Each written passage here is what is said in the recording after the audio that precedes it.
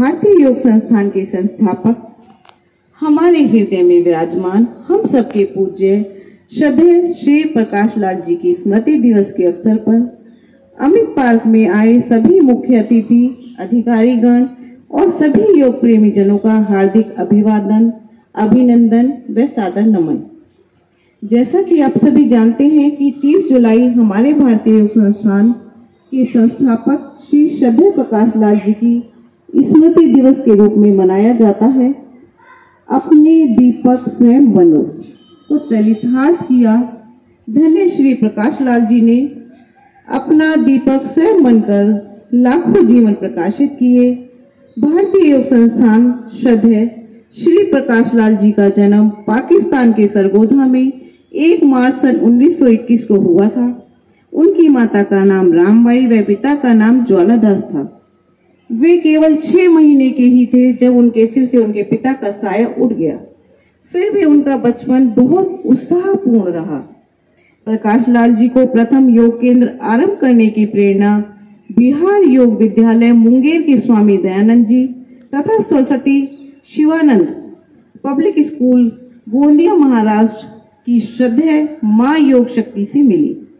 जब माताजी व स्वामी जी विदेशी शिष्यों सहित दिल्ली आए तो बातचीत के दौरान उन्हें पता चला कि अब विदेशी लोग भारतीयों को योग सिखाएंगे, और यह बात सुनकर श्रद्धेय श्री प्रकाश लाल जी का मन विचलित हो गया और मन में यह भाव आया कि भारत की योग विद्या को विदेशी लोग आकर सिखाएंगे, भारतीय क्यों नहीं।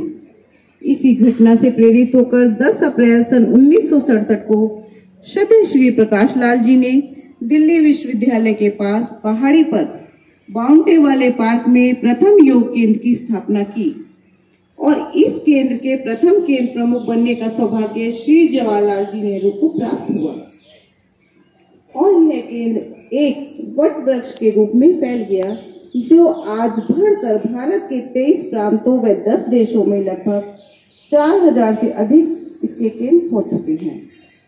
वे ऐसे योग पुरुष थे जिन्होंने निःशुल्क योग केंद्रों के माध्यम से लाखों व्यक्तियों को स्वस्थ जीवन जीने का मार्ग दिखाया और निष्काम सेवा करने की ओर प्रेरित किया।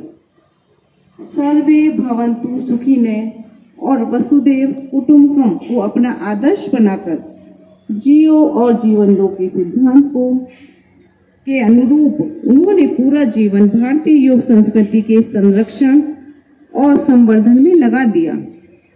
योग जो केवल आश्रमों तक सीमित था, उसे घर घर तक पहुंचाने का भागीरथ प्रयास किया, जिसकी गंगा आज भी बह रही है।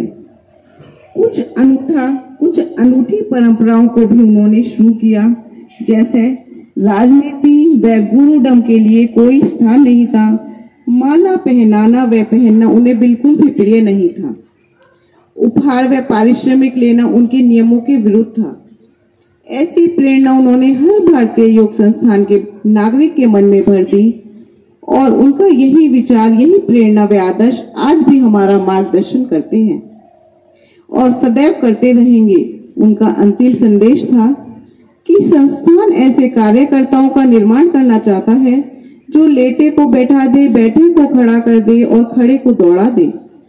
ऐसी भावना लोगों के मन में भर दी जो दूसरों में प्राण फूंक दे या दूसरों का प्रेरणा स्रोत बन जाए।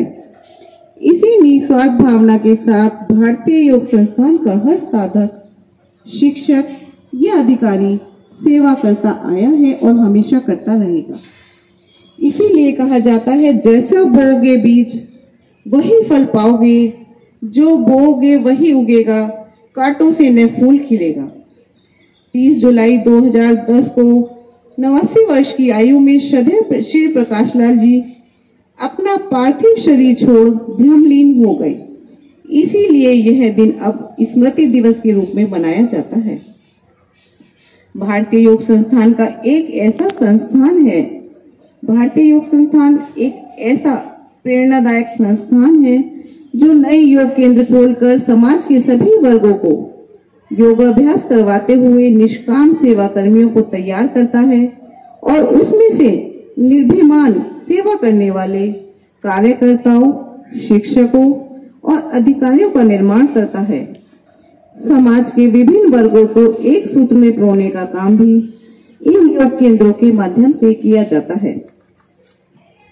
जनता को रोगों के प्रति जागरूक करने के लिए तथा उन रोगों को ठीक करने के लिए समय समय पर शिविरों का आयोजन भी किया जाता है और संस्थान द्वारा त्रैमासिक पत्रिका योग मंजरी भी प्रकाशित की जाती है, जिसके 2 लाख से अधिक पाठक हैं।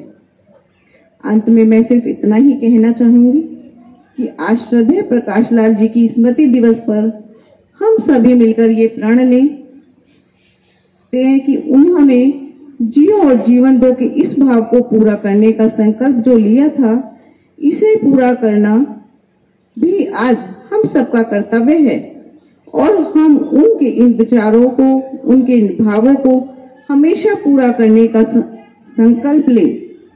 हम स्वयं तो योग से जुड़े और दूसरों को भी योग से जोड़ने का प्रयास अवश्य करें। यही उनके लिए वास्तविक श्रद्धांजलि होगी।